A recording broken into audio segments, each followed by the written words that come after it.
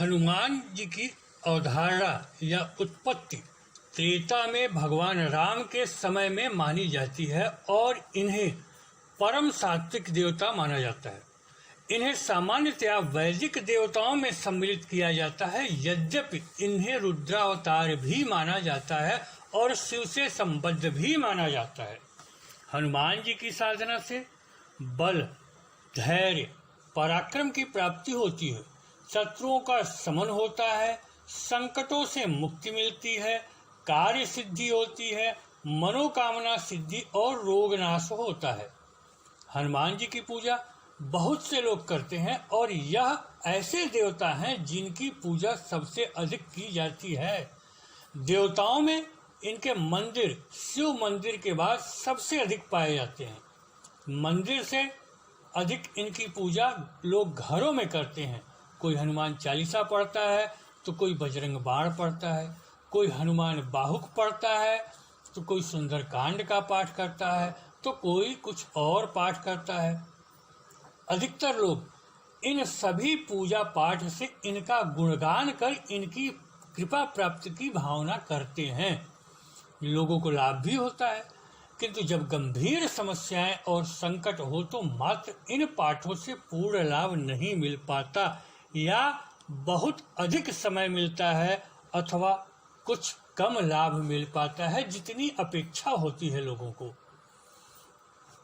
लोग तंत्र के नाम से डरते हैं, जबकि यदि तंत्र सूत्र के अनुसार किसी भी देवी देवता की उपासना साधना की जाए तो बहुत अधिक लाभ मिल जाता है। हम इन पोस्ट में हनुमान की तांत्रिक साधना प्रस्तुत कर रहे हैं। आप खुद देखें कि यह कितना सरल और आडंबर विहीन है। कोई भी इसे कर सकता है तथा इसमें ऐसा कुछ भी नहीं जो डरने योग्य हो। तंत्र प्रकृति के ऊर्जा सूत्रों को पकड़कर चलने वाली पद्धति है, जिसमें मूल सूत्र को पकड़ साधना होती है तथा जिसमें आडंबर और लंबे चौड़े कर्मकांड की आवश्यकता नहीं होती। यह पद्धति पूजा की विस्तारता की बजाय ऊर्जा के नियंत्रण पर अधिक ध्यान देती है और खुद को इस योग्य बनाती है कि संबंधित शक्ति व्यक्ति से जुड़ सके। आपको विभिन्न पाठों से लाभ मिले न मिले, पर इस साधना से आपको निश्चित लाभ मिलेगा और आपको हनुमान की सिद्धि मिलती है। हनुमान की शक्ति और ऊर्जा आप से जुड़ती है इस साधना से, जो आपको सदैव सहायक रहती है। आपका उद्देश्य भले बदलता रहे, आप जीवन में असफल नहीं होते और सभी प्रकार के संकटों दुखों से बचते हुए आप एक सफल सुखी जीवन जीते हैं। यहाँ बस इतनी ही जरूरत होती है कि आपको दो ही चीजें दूसरे से लेनी होती है, एक तो हनुमान का मंत्र और दूसरा सुरक्षा कवच या ताबीज। चूंकि साधना बहुत तीव्र प्रभावी है और इससे नकारात्मक शक्तियों को भी कष्ट होता है, साथ ही आपकी भी ऊर्जा इस स्तर की होनी चाहिए कि आपका सामंजस्य हनुमान की शक्ति से बन सके। अतः सुरक्षा ताबीज आवश्यक होता है। मंत्र किसी योग्य व्यक्ति से लेना चाहिए, इसलिए आवश्यक होता है कि मंत्र जागृत हो। किताबों से लिया मंत्र जागृत नहीं होता, अतः किसी योग्य से लिया जाना चाहिए। अब हम आपको साधना पद्धति समझाते हैं। इसमें सामग्री आपको रखना है लाल वस्त्र, आम की चौकी, लाल आसन, ऊनी जो हो, लाल सिंदूर, लाल पुष्प, लड्डू आदि। मंत्र यह भी हो सकता है ओम पूर्व कपिमुखाय पंचमुख हनुमते टंग टंग टंग टंग टंग सकल शत्रु संहारणाय स्वाहा, अथवा इस मंत्र की जगह आप कोई भी हनुमान मंत्र ले सकते हैं जिसमें बीज मंत्र जरूर से जुड़ा हो, जिससे नाद उत्पन्न हो। हनुमान के सभी बीजों का नाद आपके हृदय में गुंजित होता है, जिससे आपके चक्रों पर प्रभाव पड़ता है और आपकी आंतरिक ऊर्जा से बाह्य ऊर्जा का जुड़ाव होता है। अब हम विधि बता दे रहे हैं आपको। संध्या से पूर्व 9 हाथ लंबे और 9 हाथ चौड़े जमीन को साफ करके उसे गोबर मिट्टी के मिश्रण से लीप पोत कर साफ कर ले। आपके पास जमीन की उपलब्धता न हो तो आप किसी कमरे को साफ करके उपयोग कर सकते हैं, किंतु कमरा कम से कम 9 फुट लंबा और 9 फुट चौड़ा जरूर हो। सामान्यतया 9 हाथ की लंबाई चौड़ाई ली जाती है, किंतु अनुपलब्धता पर 9 फुट की लंबाई चौड़ाई से काम चल जाता है। इसके चारों ओर सिंदूर, कपूर और लौंग के मिश्रण को मिलाकर एक सुरक्षात्मक घेरा बना ले, 9 हाथ या 9 फुट की लंबाई चौड़ाई में। इस जमीन या फर्श के ईशान कोण में अर्थात पूर्व और उत्तर के कोने वाले स्थान पर 3 हाथ लंबी और 3 हाथ चौड़ी जमीन पर अथवा अपना स्थान स्थापित करें अथवा 3 फुट चौड़े लंबे हिस्से में साधना स्थल बनाएं।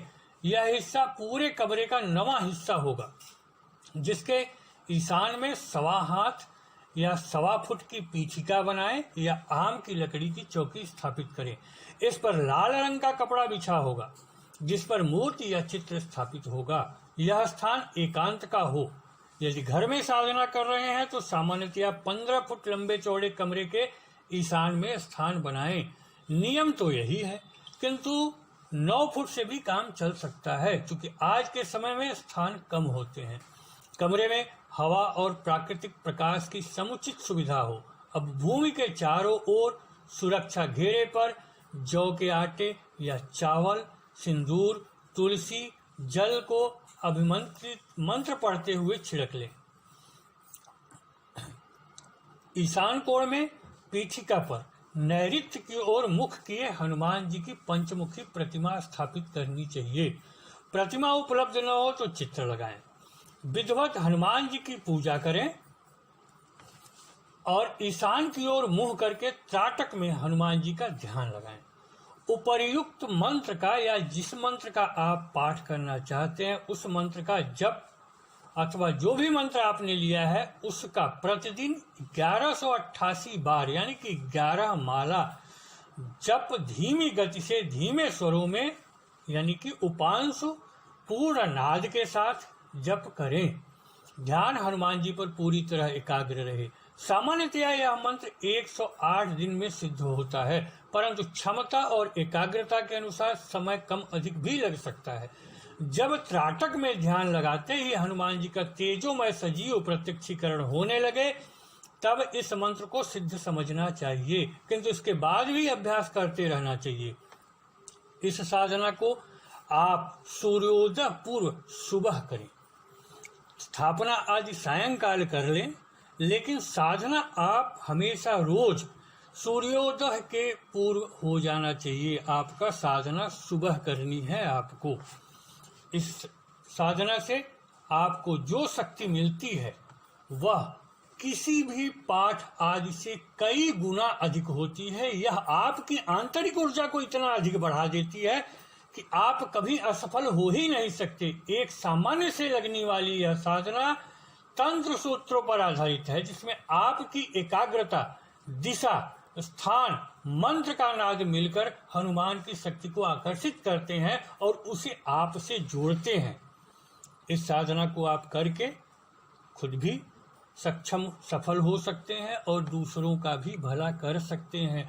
आपकी आंतरिक ऊर्जा इतनी बढ़ जाएगी, आपका मनोबल इतना बढ़ जाएगा, आपकी शक्ति इतनी बढ़ जाएगी कि आप जीवन में कभी असफल नहीं होंगे। किसी भी संकट से, समस्या से आप मुक्त रहेंगे। यदि आ गई है तो उससे मुक्ति मिल जाएगी।